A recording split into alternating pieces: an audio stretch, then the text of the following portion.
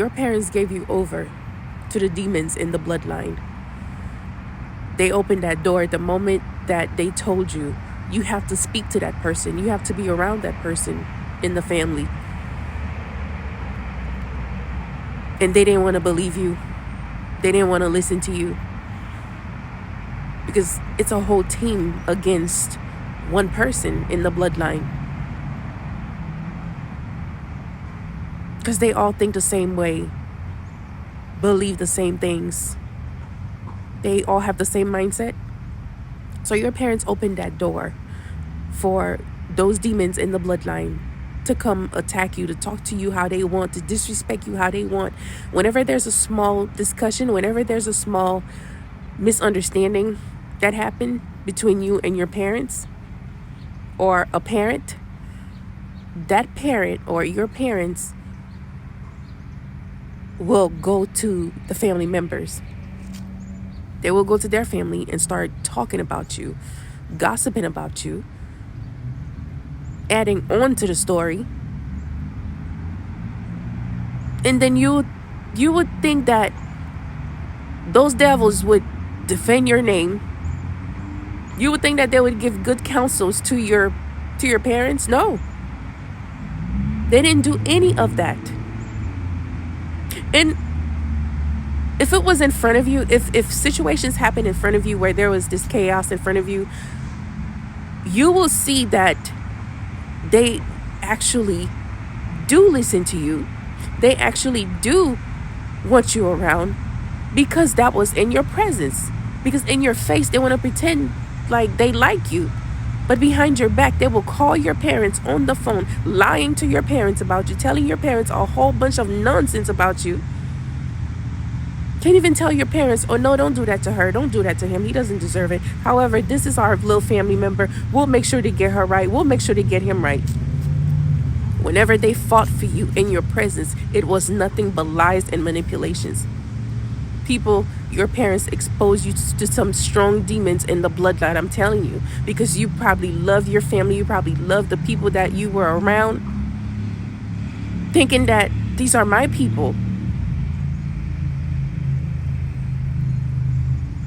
Let me tell you, those devils in the bloodline made sure to give your parents some demonic counsels when it came to you. Oh yeah. When I tell you those people said some things about you, and your narcissistic parents loved it.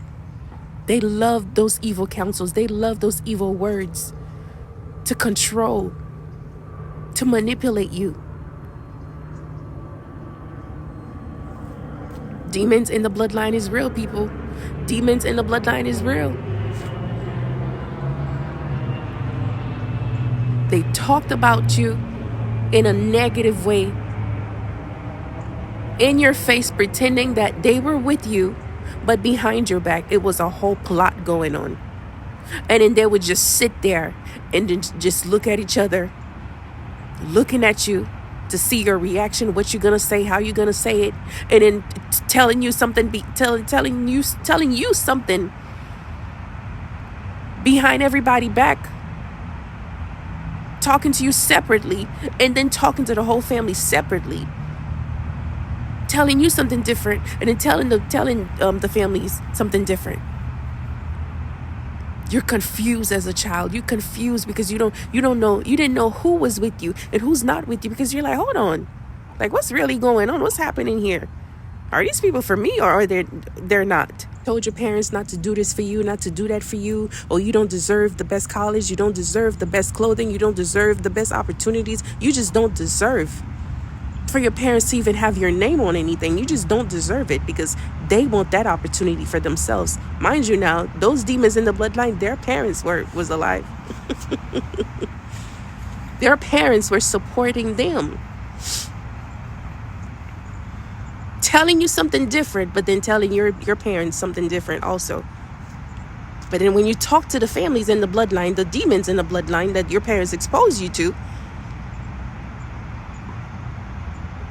they're telling you, oh, that's what your parent did? That's what he did? That's what she did? Man, I can't believe, man, that man crazy. That woman crazy. You know what? We're going to have a talk with him. And when they had that so-called talk with him or with her, they all came into an agreement, a dirty, nasty, evil agreement about you. But in your face, oh man, they did you wrong. Your parents no good for what they did. We tried to talk to him. We tried to talk to her.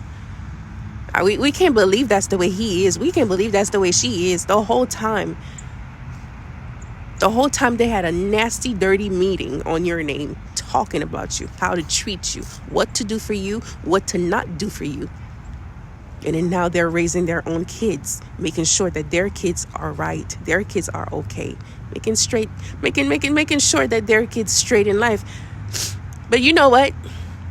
Who's stopping them? Nobody. Nobody's doing witchcraft on nobody. Nobody's hating on nobody. Facts is facts. Facts is facts. Nobody's hating on nobody. But you know what? The one in the heavens. When I tell you God doesn't play, he doesn't care how long it takes. He doesn't care. One day he will just flip the tables on these devils. He will just flip the table on these devils. And that's when they'll realize, yeah, we remember what we did. We remember what we did. I'm sorry, guys, I have a cold. Because it's so freaking cold out here. Yeah. Telling your parents to leave you out there. You belong in the street. You don't belong. They didn't want your parents to do anything good for you. Anything that has to do with finance, they don't want you to have nothing at all. Because your parents expose you to those demons in the bloodline. Because they're the same kind of people. They're the same way. They think the same way, believe the same things, act the same way, go to the same places in life, experiencing the same situations in life, enjoying the same activities in life. So can you overcome such demons by yourself, people? No, you cannot. When they form a whole team against you when you were a child, you cannot overcome them by yourself. God had to wait for you to have wisdom. God had to wait for him to strengthen you, to pull you to the side and say, hold on, let me put you in the isolation period, because there's some things that I'm about to show you about what happened to you, what those devils did to you. In the process, it was, listen, while they were doing this to the people of God, it was funny. Because to them, they don't know about being they don't know anything about people being a chosen one. Oh, Jesus chose us when we were little. They don't care about any of that stuff. They just know that you're born in the family, and we can trample on you. We can stomp on your neck whenever we feel like it. And then now raising their kids to be president, raising their kids to be rulers and leaders. But the best part is, since we are the people of God, we don't have the same kind of hearts that they have. We're not evil. We're not asking God to disapprove those kids. We're not asking God to treat their children the same way that their parents treated us. Nothing like that. Actually, we want to see the best for them. Because when we are the people of God, we have our hearts. It's like it's golden. But the Lord himself does not care. People, listen here. When you think you let go of a situation and you forgive somebody, you're like, okay, so I forgive the person, I moved on, they moved on and stuff. I'm sorry, guys. I moved on and they moved on. So everybody's just minding their own business. Life goes on. Life then goes on for God.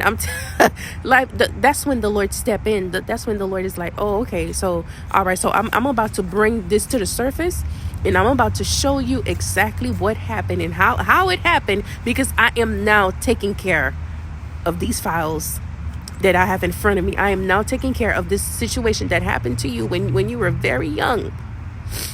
And that's when they're gonna face it. All right, guys, I love you all. Take care.